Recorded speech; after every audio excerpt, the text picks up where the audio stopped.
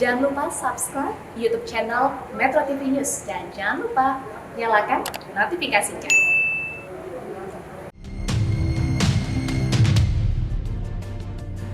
Iya, pemirsa, Anda masih menyaksikan Newsline bersama saya Vivi Aleda Yahya. Iya, masih dalam rangka Hari Ibu yang jatuh pada hari ini, 22 Desember 2021, kami akan mengajak Anda, para perempuan Indonesia, untuk lebih peduli kesehatan diri. Tahukah Anda jika kanker serviks atau kanker leher rahim menjadi salah satu penyakit pembunuh perempuan nomor 1 di Indonesia? Lantas, bagaimana kaum perempuan sedari dini bisa waspada terhadap kanker serviks? Kami akan membahasnya bersama Dr. Yudi Mulyana, Presiden-elek PP POGI atau Ketua PP POGI sekaligus dokter spesialis kebidanan dan onkologi. Selamat siang, dokter.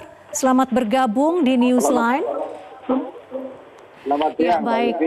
Iya, dan kami juga mengundang partisipasi Anda pemirsa melalui telepon interaktif di 02158399100. Kami tunggu telepon Anda. Ya, Dokter Yudi, apa saja faktor yang akan memperbesar resiko seorang perempuan ini terkena kanker serviks, Dok? Ya, selalu nanti ya. Yang jelas kalau kita berbicara kanker serviks, itu kan penyebabnya adalah virus. Ada yang disebut human papilloma virus, bukan HIV ya, HPV, human papilloma virus. Nah, itu disebabkan karena virus masuk melalui hubungan seksual, hubungan suami istri ya. Nah, artinya virus tidak bisa dicegah, tidak bisa dicegah untuk masuk ke dalam mulut rahim. Nah, yang bisa dicegah adalah ketika virus masuk, dia tidak boleh merusak sel di dalam mulut rahim ibu. Kan? Supaya tidak masuk, berarti mulut rahimnya harus sehat, mulus gitu. Nah, biasanya yang membuat mulut rahim sering rusak atau robek itu karena infeksi di saluran serviks itu tadi, serviks uteri atau mulut rahim. Sehingga higiene dan sanitasi bagian bawah pada seorang wanita itu sangat penting. Itu satu. Yang kedua, sekarang ada vaksin, Mbak Vivi. Ada vaksin kan, artinya vaksin ini mencegah kalau virus masuk, dia tidak serta-merta mampu merusak atau membuat sel yang diinfeksi itu menjadi prakanker. Karena kalau kanker serviks itu kan prakanker dulu baru kanker mulut rahim. Kira-kira begitu Mbak Ufi. Jadi higiene sanitasi seorang wanita perlu dijaga. Yang kedua jangan lupa vaksin. Itu untuk mencegah virus jangan merusak. Itu yang disebut pencegahan primer. Kalau pencegahan sekunder, deteksi. Mendeteksi ada sel-sel yang sudah berubah. Itu dengan pemeriksaan pap smear, IVA, kolposkopi, HPV DNA test, dan lain-lain. Itu mungkin Mbak Vivi sebentar. Vaksinasi HPV begitu dok ya, kira-kira mulai dari umur berapa begitu? Dan apakah saat seorang perempuan sudah menikah, punya anak begitu, masih efektif menerima vaksin HPV? Ya, pertanyaan yang bagus sekali ya. Jadi gini Mbak Vivi, pada prinsipnya semua wanita harus dilindungi. Dilindungi dengan apa? Dengan vaksin. Mulai dari kapan? Mulai dari IDAI dan lain kita sudah sepakat memberikan perlindungan pada wanita mulai umur 10 tahun sampai 55 tahun masih bermanfaat. Artinya wanita itu sudah menikah, punya anak dan lain sebagainya, itu wajib dilindungi gitu, oleh vaksin ini supaya tidak. Kenapa? Kanker serviks itu common ya. Human papilloma virus itu common, masuk ke dalam tubuh kita, nggak bisa dicegah.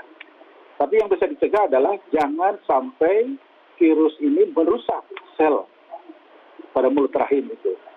Jadi siapa saja, semua wanita Mbak Vivi. Oke, siapa saja. Nah, dokter, bagaimana dengan pernikahan dini? Apakah hal tersebut juga memperbesar resiko seorang perempuan terkena kanker serviks? Kalau iya, kenapa, dok? Ya. Ini sering sekali saya ditanya begini ya. Yang jelas begini, makin dini menikah, itu makin dini untuk melakukan hubungan suami istri. Artinya melakukan hubungan suami istri makin dini, akan makin dini virus masuk ke dalam mulut rahim. Ya. Jadi artinya apa? Korelasi inline. Makin dini seseorang menikah, makin dini dia akan terkena virus human papilloma virus ini, sehingga akan mungkin makin cepat muncul gejala-gejala ke arah kanker serviks kalau tidak dilindungi. Karena sekarang sudah terbukti, Mbak Vivi. Jadi dulu zaman saya sekolah dulu, kanker serviks mulai 35 tahun ke atas. Sekarang sudah teenage, di bawah 17 tahun sudah ada yang punya kanker serviks. Yang lebih ini lagi, ini kasusnya banyak, umur 18 sampai 35 tahun banyak yang kasus kanker serviks. Artinya apa? Makin dini itu. Makanya peraturan untuk menikah agak sedikit longgar ke atas, 20 ke atas, itu memang salah satu untuk mengurangi insidensi kanker serviks seperti ini. Kira begitu, Mbak Alida. Baik, Dr. Yudi, bagaimana gejala atau mungkin tanda-tanda yang harus kita waspadai begitu ya? Misalnya ada seseorang yang tidak melakukan pap smear setiap tahun begitu ya.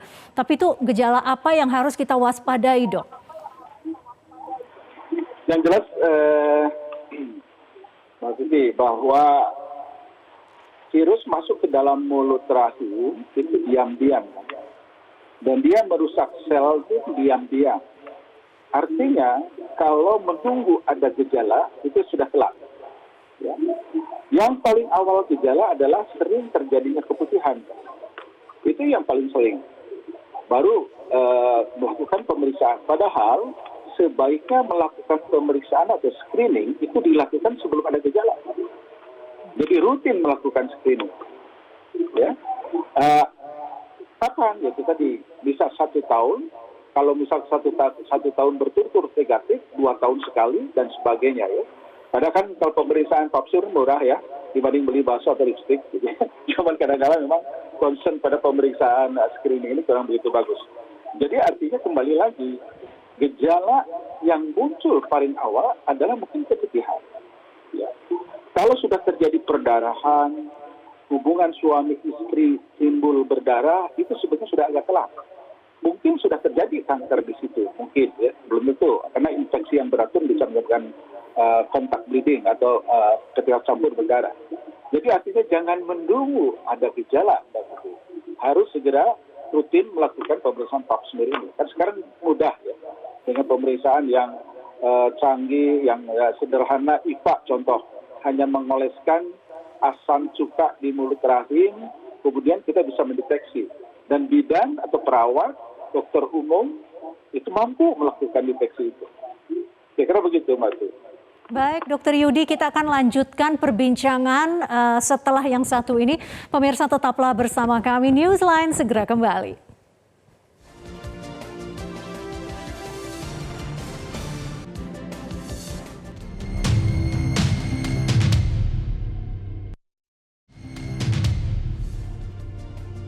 Iya, pemirsa, kita masih membahas terkait dengan resiko kanker serviks dan sudah ada penelpon yang masuk di Newsline.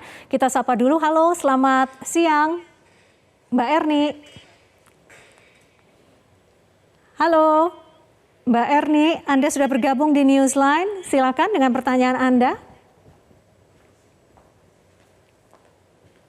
Halo. Oke, nggak apa-apa. Oke, nah itu sudah ada suaranya. Silakan, Mbak Erni. Selamat siang dokter, saya ingin bertanya dok. Saya pernah dengar dari teman katanya kalau kita menggunakan toilet yang kotor begitu kan, kita misalnya di tempat umum suka nggak bisa memastikan kebersihan toilet. Nah itu menjadi salah satu pemicu bisa terkena kanker serviks begitu. Apakah benar ini dokter? Baik, terima kasih pertanyaannya Mbak Erni dari Bekasi, akan dijawab langsung oleh Dr. Yudi. Silakan dok. Ya, makasih Mbak Erni ya, Mbak Vivi. Jadi tadi saya sampaikan bahwa sebetulnya yang paling penting adalah menjaga kesehatan daerah kewanitaan lah, kira-kira begitu. Ya, karena kalau kita tidak jaga di daerah kewanitaan akan menyebabkan kuman yang bukan virus itu masuk, sehingga kuman-kuman lain, apakah kuman atau jamur, itu bisa menyerang mulut rahim sehingga mulut rahimnya robek. Kalau infeksi itu ada robek.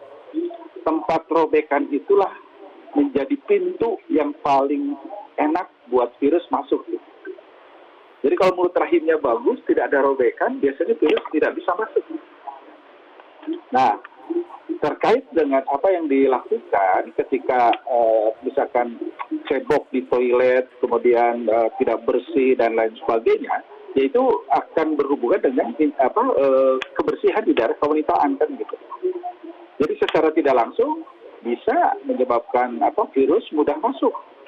Tapi yang paling penting lagi sebetulnya nggak usah takut dengan toilet yang tidak bersih ya, tapi yang paling penting adalah kebersihan kewanitaan. Gitu. Sesudah cebok dibersihkan saja.